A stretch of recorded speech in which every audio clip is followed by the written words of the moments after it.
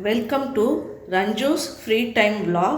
இன்றைக்கி நம்ம கொத்தமல்லி சாதம் எப்படி செய்யறதுன்னு பார்க்கலாம். இதெல்லாம் நம்ம கிரைண்ட் பண்ணிக்க போகிறோம். ரோஸ்ட் பண்ணிவிட்டு அப்புறம் கிரைண்ட் பண்ணிக்க போகிறோம். கொத்தமல்லி 1 டீஸ்பூன் உளுத்தம்பருப்பு, 1 டீஸ்பூன் கடலைப்பருப்பு, 2 டீஸ்பூன் தனியா, 2 காஞ்ச மிளகா, இவ்வளோ புளி, லவங்கம் 2, பட்டை, சோம்பு, ஜீரகம் ஒரு டீஸ்பூன், மிளகு 6. இதெல்லாம் நம்ம ட்ரை ரோஸ்ட் பண்ணிவிட்டு கிரைண்ட் பண்ணிக்க போகிறோம். இது தாளிக்கிறதுக்கு ஒரே ஒரு பச்சை மிளகாய் 4 ஸ்லிட் பண்ணி வச்சுருக்கேன். கருவேப்பிலை, கடுகு, உளுத்தம்பருப்பு, கடலைப்பருப்பு. சாதம் பச்சரிசி நான் double the amount of water use பண்ணி இப்படி உதிரியாக உதிர்த்து வச்சுருக்கேன். வாங்க இப்போ எப்படி செய்யறதுன்னு பார்க்கலாம்.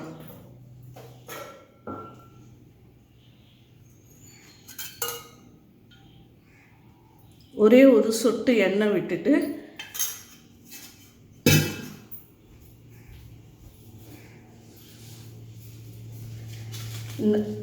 இந்த காஞ்ச மிளகா தனியா ஒண்டி போட்டு எடுத்துப்போம்.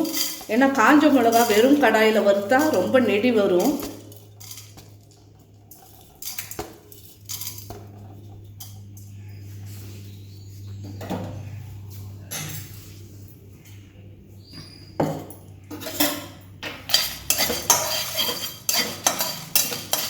இப்போ இது நல்லா வறுத்தாச்சு. இப்போ சிம் பண்ணிவிட்டு நம்ம இதை இந்த மிக்ஸி ஜாருக்கு ஷிஃப்ட் பண்ணிக்கலாம்.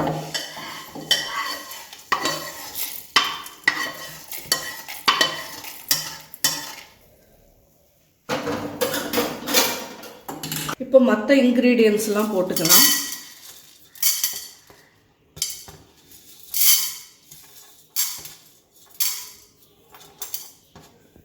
கடலைப்பருப்பு, உளுத்தம்பருப்பு, மிளகு, ஜீரகம், சோம்பு, லவங்கம், பட்டை. இதெல்லாம் ட்ரை ரோஸ்ட் தான் பண்ணிக்க போகிறோம்.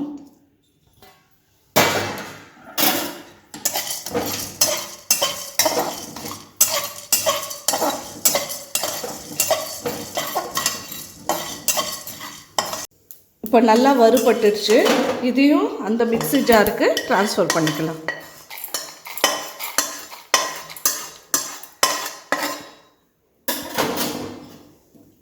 இப்போ கொஞ்சமாக ஆயில் விட்டு இந்த கொத்தமல்லி வதக்கிக்கலாம்.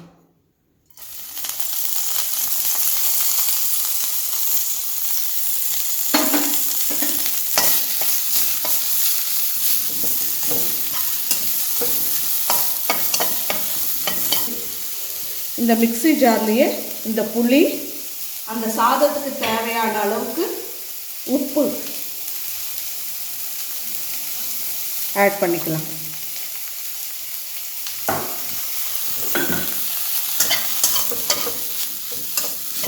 இப்போ கொத்தமல்லியும் நல்லா வதக்கி இந்த மிக்ஸி ஜார்லேயே சேர்த்துட்டேன்.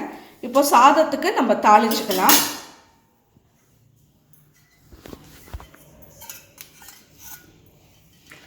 அது நல்லா ஆறட்டும். அது ஆறுற வரைக்கும் அப்படியே இருக்கட்டும்.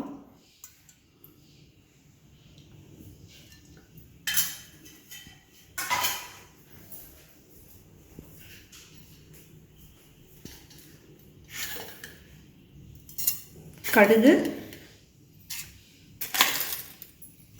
கடலைப்பருப்பு,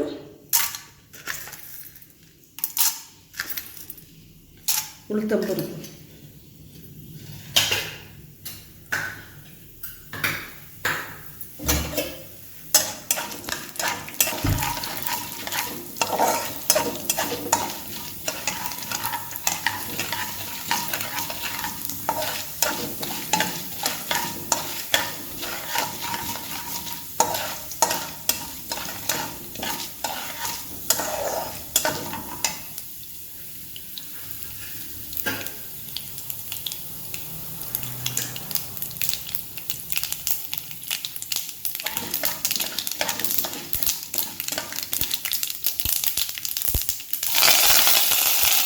இப்போ ஒரே ஒரு பச்சை மிளகாய் 4ஆக ஸ்லிட் பண்ணி வச்சுருக்கேன், அதுவும் கருவேப்பிலையும் போட்டுட்டேன்.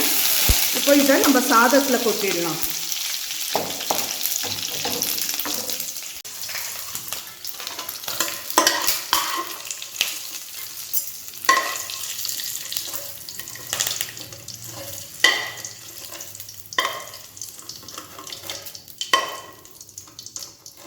இப்போ இது நல்லா ஆறிடுச்சு. இதை நம்ம அரைச்சிக்கலாம்.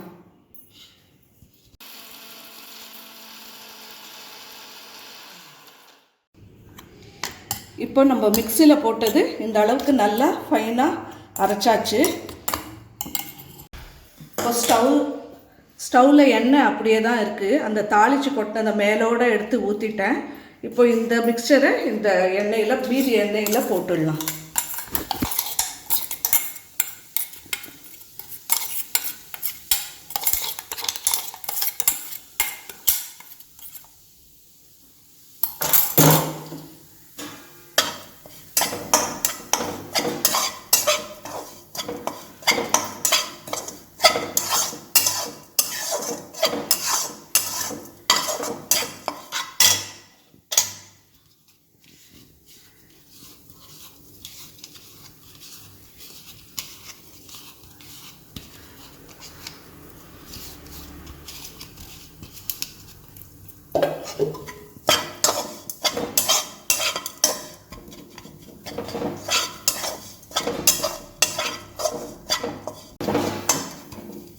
இப்போ இதை நல்லா வதக்கியாச்சு. இதையும் சாதத்து கூட ஆட் பண்ணிக்கலாம். இப்போ சாதத்து கூட அந்த மிக்சரையும் ஆட் பண்ணிடுறேன்.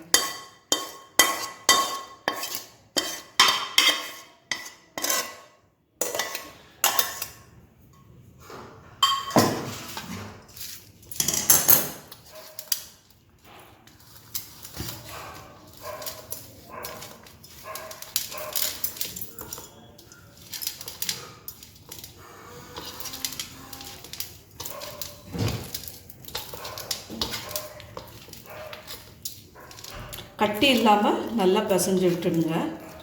சாதமும் நல்லா உதிரியாக இருக்கணும். இப்போ எண்ணெய் வேறு சேர்த்துருக்கிறதால இன்னும் நல்லாவே தனித்தனியாக வரும்.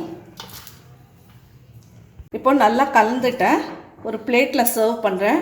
உங்கள்கிட்ட முந்திரி இல்லை பீனட்ஸ் ஏதாவது இருந்தாலும் கூட போட்டுக்கலாம்.